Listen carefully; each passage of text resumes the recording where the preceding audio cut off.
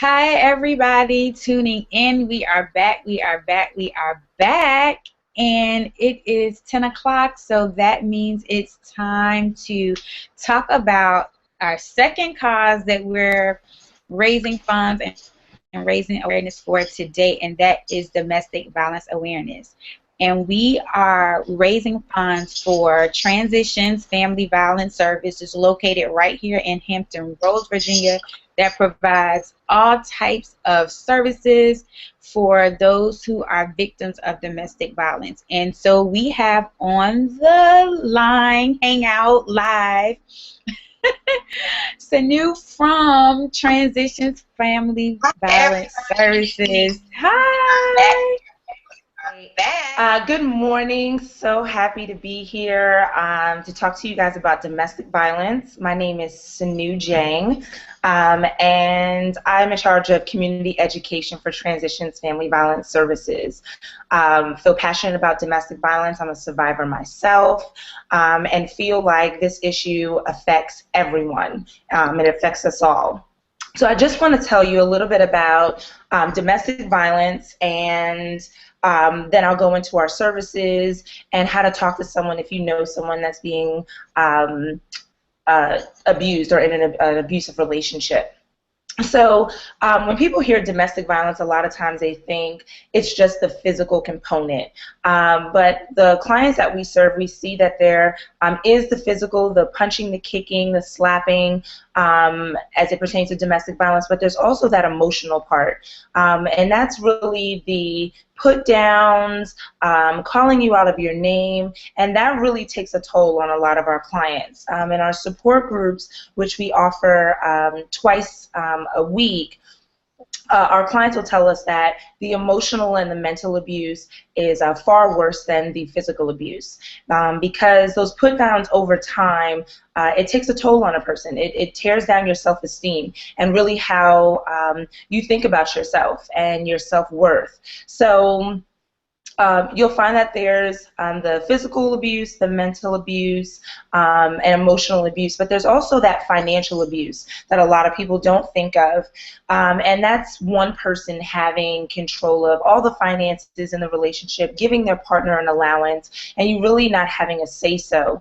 as far as that's concerned. And really around all of these different types of abuse is a pattern of behavior used by one partner to maintain power and control in a relationship. It's all centered around power and control. And the way that abusers will use that, like I said, with the emotional, the mental, the physical abuse, the financial abuse, at times we'll even see using the kids, whether the kids are participating in the abuse or relaying messages from, the abuser through the children, or withholding the children. If separation has taken place, or saying that you're going to take the kids if the victim decides to leave the relationship, which can take a toll on a mom or a dad. And in a lot of these instances, you'll hear me refer to her as the victim, also known as survivor, because it takes a lot for a woman or a man to survive in an abusive relationship. But men can also be victims as well of domestic abuse. So I just want to make that clear. A lot of times, our society, we have a stigma around men can't be abused, especially by women. But unfortunately, we find that men can be physically abused, emotionally abused, financially abused. So with those different types of abuse, you'll also see isolation, and that usually is the first red flag for a lot of family and friends that know someone that's being abused. So a person that might have been social in the past and joining groups or really involved in their faith community, once they get into a relationship, if you find that they no longer have the time to do those things, they're not allowed to do those things, that on that end you find that the perpetrator is telling them maybe that, your friends or your family are jealous of our relationship. I'm all that you need. You don't really need to join, or hang out with your social group. I'm your everything. And that it can be very subtle in the beginning of a relationship, because when you first start dating someone, they're very charming, they're very nice, you're excited, they're excited, but when it gets to a point where you can't do the things that you used to do once, just as an individual, as a single person, and your partner is telling you who you can hang out with, what you can wear, what you can do, how you have to do it, then you find that there's some of that power and control happening in that relationship. So you'll see it in that isolation piece.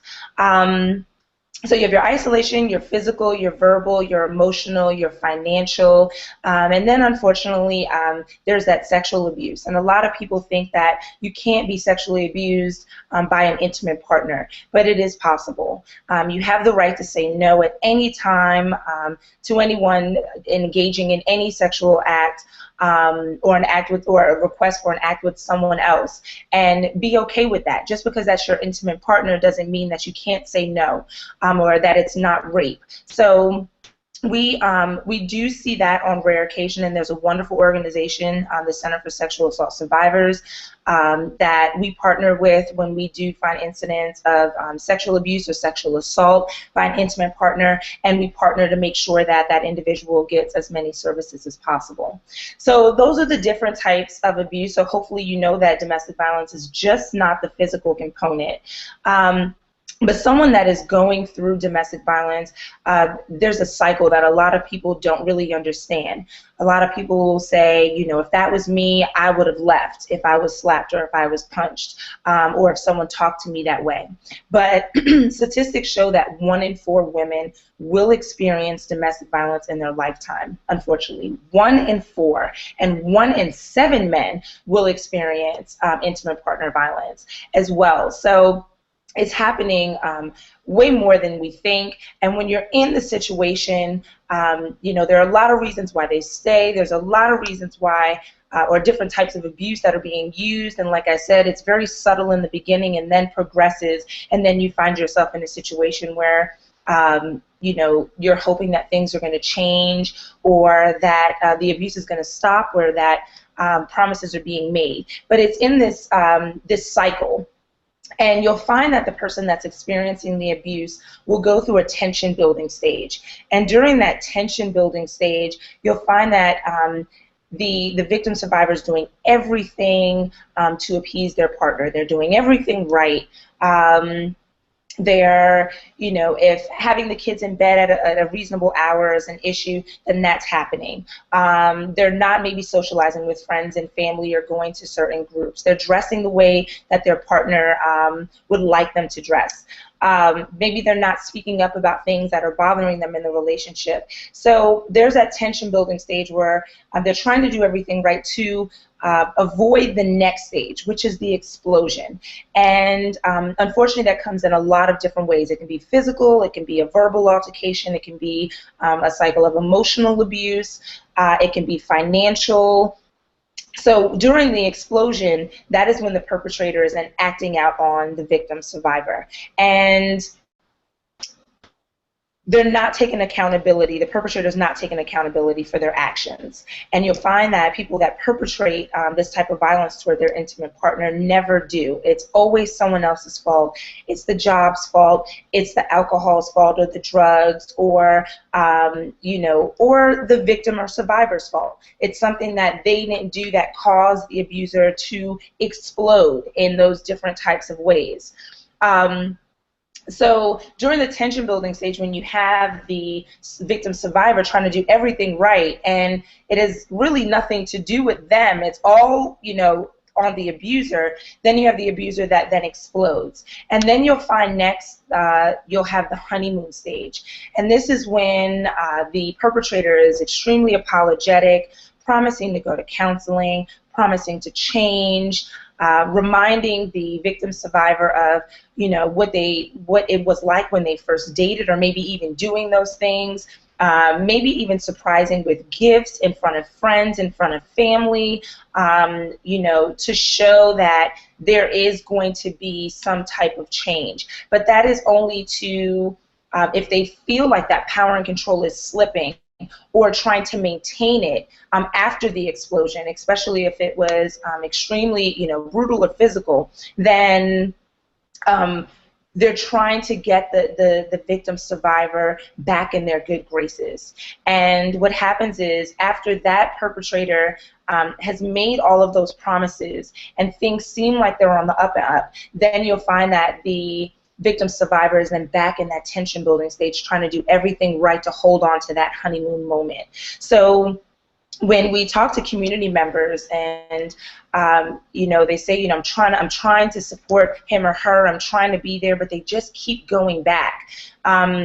It's hard when you have, family members that are concerned about your safety and your well-being, but the person that you're in this intimate relationship with is promising to change and do better and never to do it again, knowing that it's going to continue to happen. And we find that the victim survivor takes on that responsibility and takes on the accountability that the perpetrator is supposed to make, thinking that they can change the outcome of this relationship and avoid that that explosion. So in a relationship, a lot of folks ask, where does it start, where does it end? And we really can't pinpoint. And a lot of time can go between the tension building stage to then the explosion. It can happen after marriage, it can happen after a first child or a second child, after maybe a life crisis. It just depends on the relationship. But what we do know is that before the physical abuse starts, there is that isolation and that emotional abuse and that psychological abuse that takes place before that happens. So that's kind of the cycle of abuse. Statistically, it takes a woman 7 to 10 times to leave an abusive relationship for good. I know. It's astonishing to know that someone would go back and forth to an abusive relationship that many times. But a lot of times they're not leaving because they want to. They're leaving because they were given an ultimatum by, family. If you don't leave, or if you don't change what's happening in this relationship, I don't want to hear it anymore. I'm not going to help you anymore. And to feel like your support system is going to slip when you're going through, such an abusive relationship, it's you find yourself making decisions that maybe you don't want to make. So you'll find that back and forth. And then, some of the reasons why people stay in abusive relationships. One is love.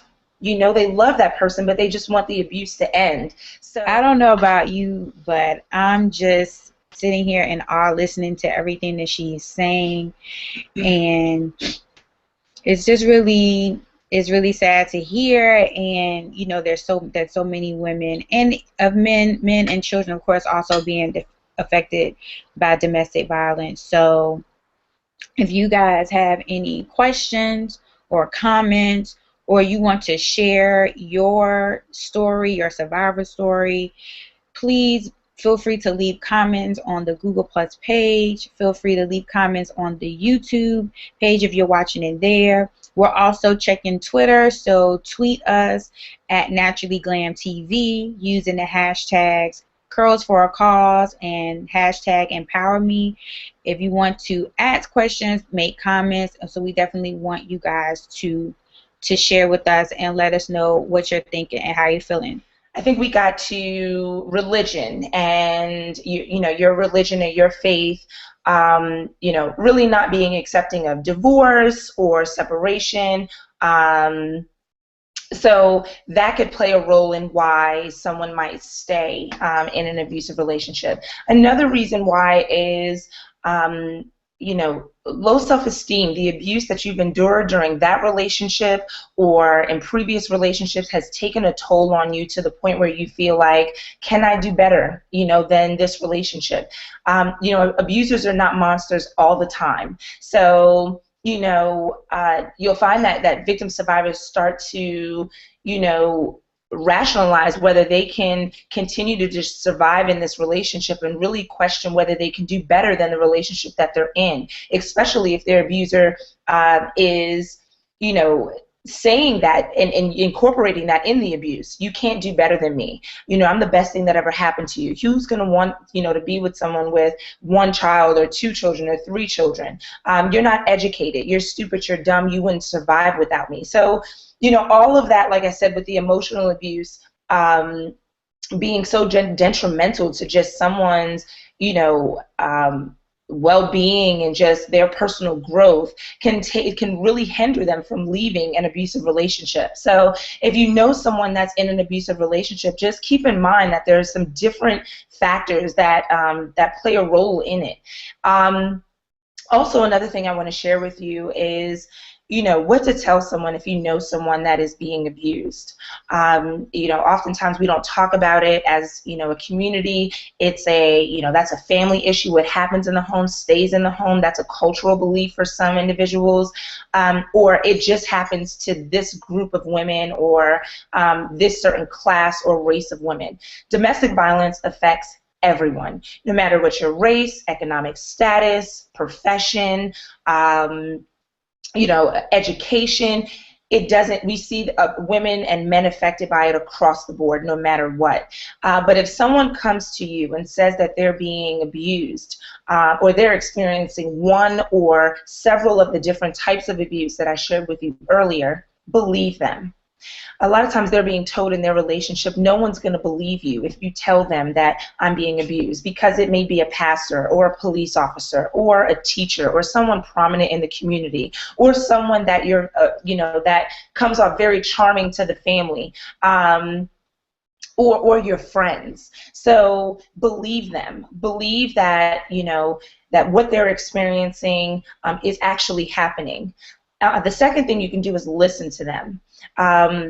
If this is now, it's the hardest thing for a victim or a survivor to come out and say, I'm being abused, or my relationship is unhealthy, or these are the choices and decisions that I have to make in my relationship to avoid an argument or a blow up. Then give them that chance to talk. Listen and find out what is happening in that relationship so that you as a friend or as a family member can figure out how you can support them. So listening to them. The third thing is referring them to community resources. So Transitions is a great resource. I'll get into our services, but we serve the cities of Hampton, Newport News, Poquoson, and York County. But if you know someone that is being abused anywhere in the United States, you can call our 24-hour hotline, and if you can give us a city and a state, we can tell you what domestic violence agencies offer free services in your area. So referring them to community resources. We do a lot of work with reaching out to the faith community, because a lot of times they are the first responders for a lot of people. So just making sure that they have an appropriate response to addressing the needs of someone that is being abused in a relationship, and partnering then with Transitions to make sure that we empower that individual as they're going through talking about their abuse and trying to figure out what is best for them and what their options are. The fourth thing would be respecting that person's autonomy. And this is a hard one. When I go out and talking to the community, I tell people after I say it to take a deep breath, and then, think about what, that person is going through. Like I shared with you, it takes a victim survivor 7 to 10 times to leave an abusive relationship. So if someone comes to you and they say, I'm being abused, or my relationship is unhealthy, but I'm not ready to leave yet, that's when you take that deep breath and you ask them, okay, what can I do to help? How can I empower you through this situation? Finding out what are the barriers to them not being able to leave that abusive relationship, the different types of abuse that's being used in the relationship, and just allowing them to talk and giving them that time to have their voice heard, because a lot of times their voice isn't heard in the relationship that they're in.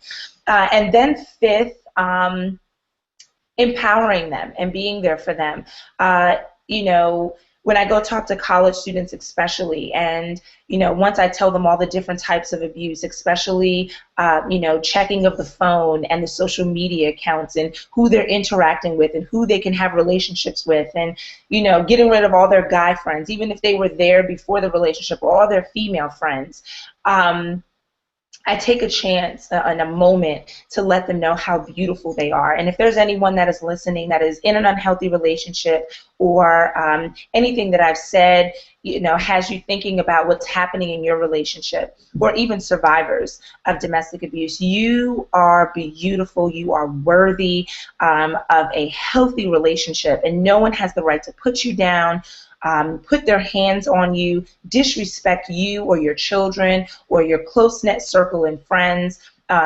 What you were doing prior to your relationship that made you happy, that made you an individual, you should be able to continue to do those things throughout your relationship. And really, that fifth point is really important for a lot of victim survivors going through abuse, whether they leave or whether they stay, that their support system, that their friends, that their family members, that people that they blog with and talk to on a regular basis, their coworkers, empower them and combat all of the negative things that they're hearing in their relationship, and letting them know that they can do better than that, that they're beautiful and that they're wonderfully made. So the fifth point, if you can't do anything else, is empowering them through that situation. And it does take a toll on family members and friends to hear all of the different types of abuse that's happening, and you care and love that person and want them to be in a better situation. It does. And our 24-hour hotline is also a resource to you as well, to even just how to bring up the topic of domestic violence, or the unhealthy traits or the red flags that you see in your friend or family member's relationship or coworker.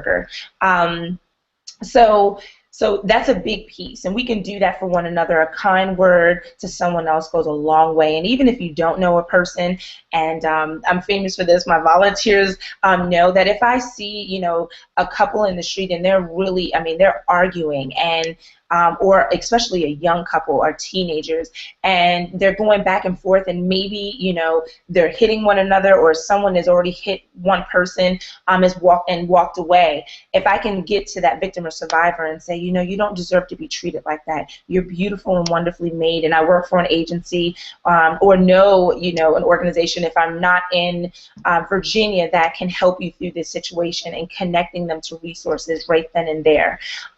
So even if you see it happening, and if it's safe for you and you feel like it's safe for that victim survivor, slide them a card or give them some information, and let them know that there are people out in the community that care about you and that will stand with you, while you're going through this tough time, or when you're ready to leave this abusive relationship.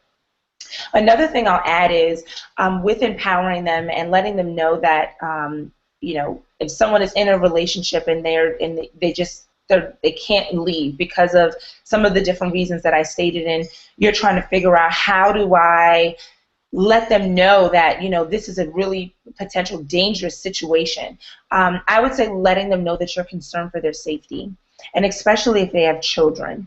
A lot of times, many victim survivors think that the kids don't know what's going on in the home. They didn't see it. They were in their rooms. They were upstairs. Our confrontation was downstairs.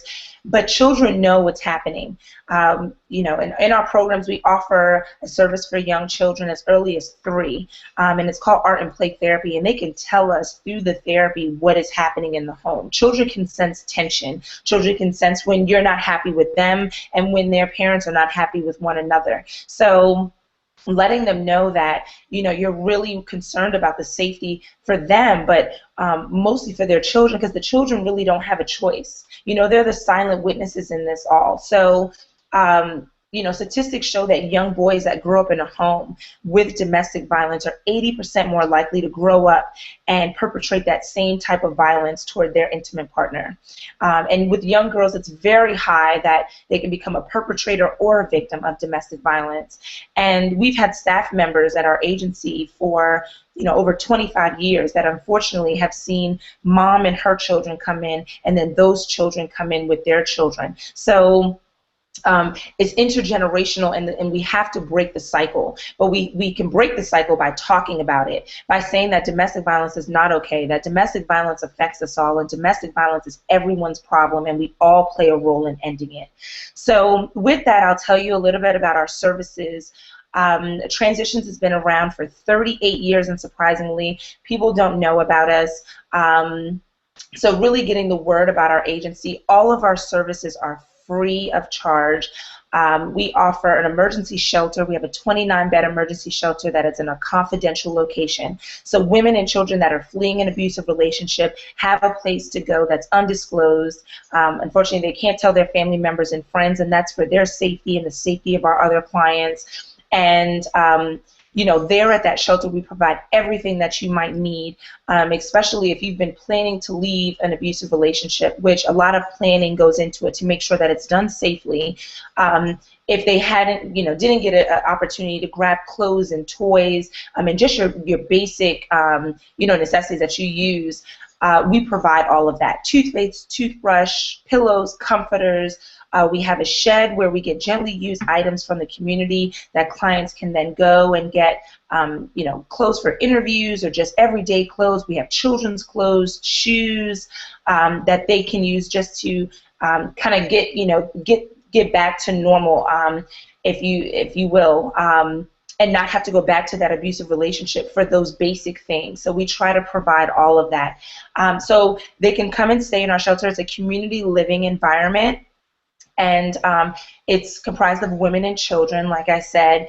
And from there, our clients do have the option to move into our transitional housing program. And in that program, they can stay up to a year. They apply, and they're still engaging in services, and they're still working with a case manager to make sure that they achieve their short-term and long-term goals. If getting credit, together is an issue, so we're repairing credit. We're working with budgeting and really giving you the skills that you need to be self-sufficient and start over on your own or with your children. So the transitional housing program, with that, we have our support group, and our support group meets twice a week. It meets on Tuesday. We have a noon group from 12 to 1. And then we have a group from 6 to 7:30, and childcare is provided for that evening group. And that group is comprised of survivors of domestic violence, people that are not quite sure if they're in an unhealthy relationship, but something doesn't feel right, and also those that are planning to leave an abusive relationship. And the support group is so interesting because they're support for one another, but they'll find that the abuse that they've encountered or experienced are similar. But we're all different, but it's similar in nature. And the excuses that maybe one abuser used, another woman might find that her abuser used that same thing. In that group, they also address the barriers that you might face if you're not leaving for religious reasons, if certain scriptures or in your faith are being used to justify the abuse, and they clarify all of that during group and have conversations about that. So our support group is really great. You don't have to call before you want to attend. It's located. Our client service center is in downtown Hampton, and you can come at any time. You can listen. You don't have to talk if you don't want to. If it's your first time, you can bring someone that is supporting you to the group with you to kind of relieve maybe some of that anxiety or nervousness that you feel about joining a support group. We also have legal advocates. So our legal advocates are extraordinary in the fact that if you've ever got a speeding ticket and had to go to court and had to worry, do I get a lawyer? What's going to happen? What's going to be the outcome? What do I expect? Our legal advocates are not attorneys, but they're there to advocate for our clients through the legal system and let them know what their options are and let them know what to expect during a hearing, what the judge might ask, what the prosecutors are going to ask, and really what their role is in the judicial system. So we have advocates that meet with clients throughout all of the cities and let them know what their options are, whether petitioning for a protective order, whether there are criminal charges that have been taken out on the perpetrator, divorce, custody, child support, just answering all of those questions and letting them know really what their options are so that they can choose what's best for them at that time. We also have a children's staff. And our children's program, what they do is follow up on any incidents of violence that happen in the community. So if there is a situation that happens at a school and there's a fight, or a child has disclosed something to a guidance counselor or a teacher, the police were called out for a domestic dispute that happened in the home, and children were present, or they have children, our children's service program will follow up with those families and call them in for an assessment, and just really do that number 5 point, which is really empowering them and supporting them, but letting them know what their resources are in the community, whether we offer them or not, and letting them know that the children are aware of what's happening in the home and what services we offer for them. They then refer those families, adults and children, to our art and play therapists. And art and play therapy, the children love it. It's a great way for us to find out what's happening in the home, and also teaching them the traits of just a healthy relationship within that conversation through art and through play. And we find that adults also enjoy the art therapy as well, for those that don't want to do the traditional sitting down and talking about their feelings and incidents and things that have happened, but you know, creating art at the same time, and being able to express yourself creatively as you're talking about something that's been so, you know, very difficult for you to endure, or even for your children. So the art and play therapy is great as well. And lastly, we have another group. It's adult molested as children, and our art therapist, she leads that group as well. But you know, a lot of times, you know, we don't deal with our early life experiences as children. So, you know, it manifests sometimes in our relationships as adults, our interactions with people. So she has a group where they're able to talk about, you know, their early life experiences and how it's connected to their experiences that they're going through now, and how, you know, to make sure that they are empowered and know that they can conduct and have healthy relationships and live a healthy lifestyle even after all of that. So in a nutshell, those are kind of all of our services. And then again, my job, going out into the community and talking about domestic violence. I'll talk to groups of 2 or more at any venue. Like I said, it affects us all.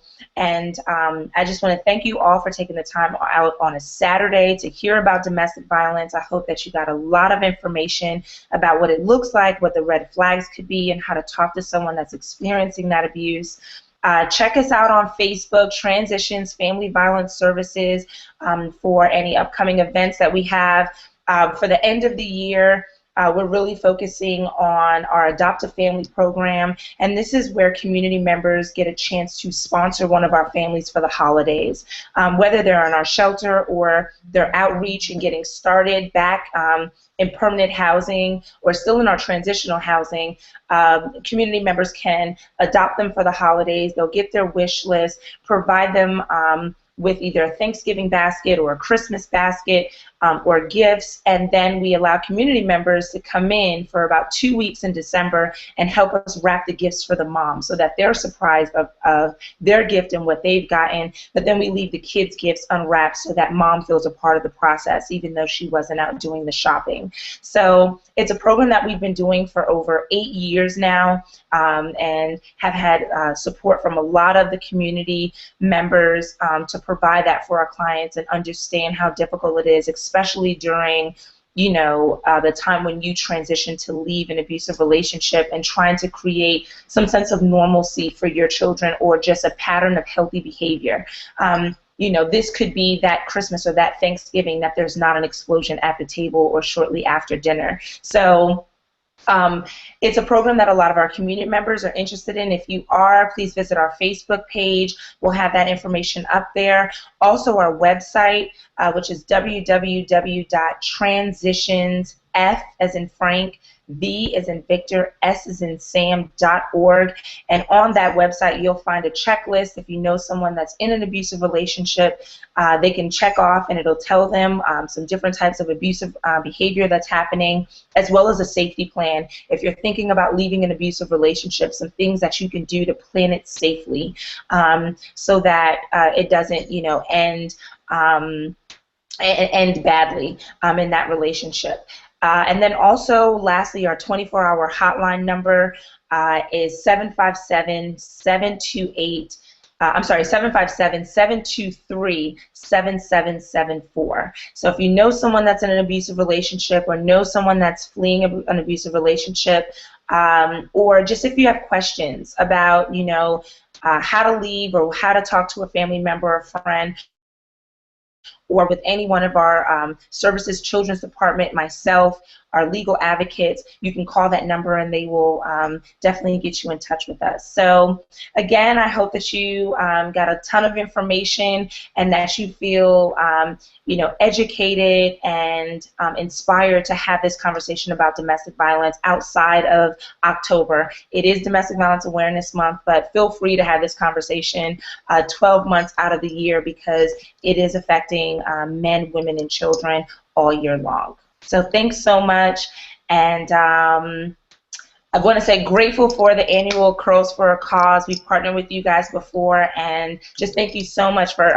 always giving us a platform to talk about domestic violence and to help out, fellow victims and survivors know what their options are and empower them. Thank you. Okay, you have to say that. You have to say that number one more time because I can't. I wasn't typing fast. Okay. The number is, I'm going to tweet it out. What is it again? 757-723-7774. Okay. Cool.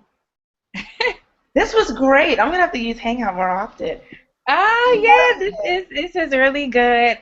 So far we got one comment from Miss Tiana, and she said that you are sharing some great information. It's not just physical. I think that was really a key point. People automatically think is you have to be beat out of your brains, and that's domestic violence. But what about all the other forms of abuse that take place? Yes. And so that, I think, will keep people's eyes and ears out because it's like, hey, this isn't right. Because it doesn't always start off with the beat down, but these other small things you may not be recognizing. This is the, like what Oprah calls the whisper. Yes, yes. Like, yeah, moments like things that happen in the relationship that make you go, and follow that gut feeling. When you feel like something is going, wrong in the relationship or something just isn't right, to just follow that feeling.